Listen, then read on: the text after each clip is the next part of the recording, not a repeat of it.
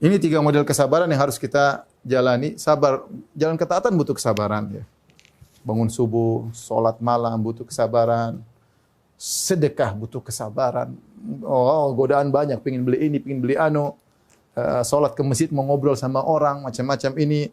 Mau sholat ada pasien, banyak. Kita mau taat juga butuh kesabaran. Taatan butuh kesabaran. Ya. Ada orang badannya kuat, binaragawan, tapi buka matanya sini enggak kuat. Azan subuh dikumandangkan, as-salatu khairun min naum, tidur lagi. Ada orang kurus kerempeng, bahkan cacat. Azan subuh pergi ke masjid. Ya. Sebagian orang cacat sholat tarawih di Masjid Nabawi, berjam-jam, satu kaki berdiri, kuat. Dia punya kekuatan iman. Ini butuh kesabaran dalam menjalankan ketaatan. Kesabaran dalam meninggalkan maksiat ini juga bukan perkara yang sepele di zaman sekarang. Godaan begitu banyak. Ya. Godaan ingin ini, ingin anu, ingin ini, apalagi laki-laki godaan wanita ya. Apalagi mungkin dokter juga digoda dengan anunya lah, macam-macam lah. Semua orang punya godaan tersendiri. Misalnya pilot dengan pramugari-pramugarinya, waduh, repot kalau enggak punya keimanan. Ya. Godaan jabatan, godaan menggiurkan, godaan untuk maksiat, untuk korupsi, godaan untuk banyak ya, untuk ya banyak hal ya. Banyak hal. Masing-masing kita punya godaan tersendiri. Ini sabar dalam meninggalkan maksiat. Sabar, ini butuh kesabaran luar biasa. Yang ketiga, sebagaimana yang kita ketahui, sabar ketika mendapat musibah. Kebanyakan orang memenai sabar cuma ini.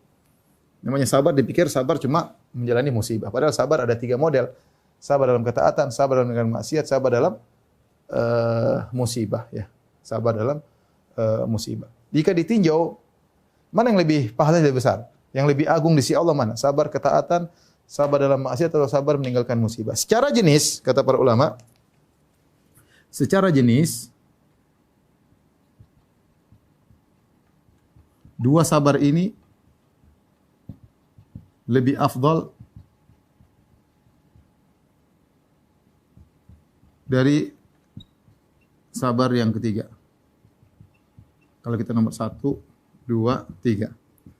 Kenapa bisa lebih afdal dari sabar yang ketiga? Karena sabar ketiga ini tidak ada pilihan. Karena ini namanya ikhtiar, ini pilihan. Sabar ikhtiari. Pilihan. Kalau ini tidak ada pilihan. Ya pasrah mau gimana lagi. Ittirari, terpaksa. Tidak ada pilihan. Terpaksa kalau bahasa Arabnya. Ittirari. Al-ittirari.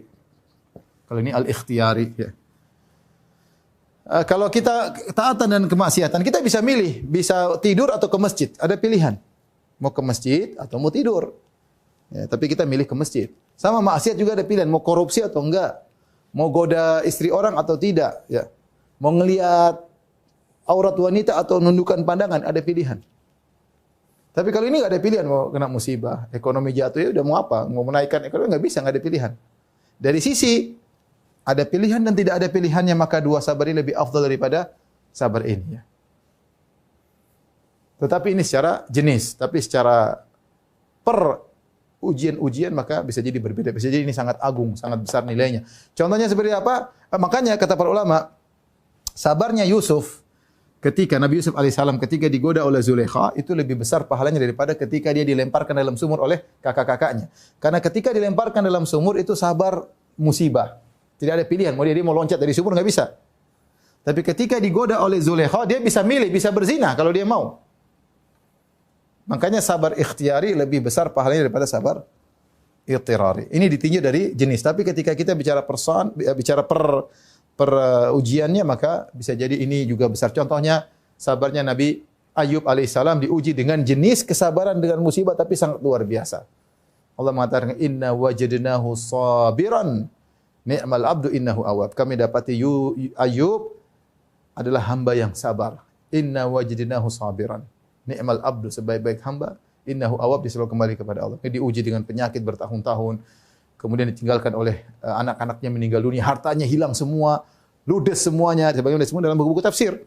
Ya, ini tidak sama dengan ujian yang ini. Artinya kalau dari jenis ini duanya lebih hebat daripada, tapi kalau dari satu persatu bisa jadi ini lebih hebat daripada yang lain. As-sabru dhiya'un, sabar itu ada cahaya tapi dia panas, tapi ada cahaya.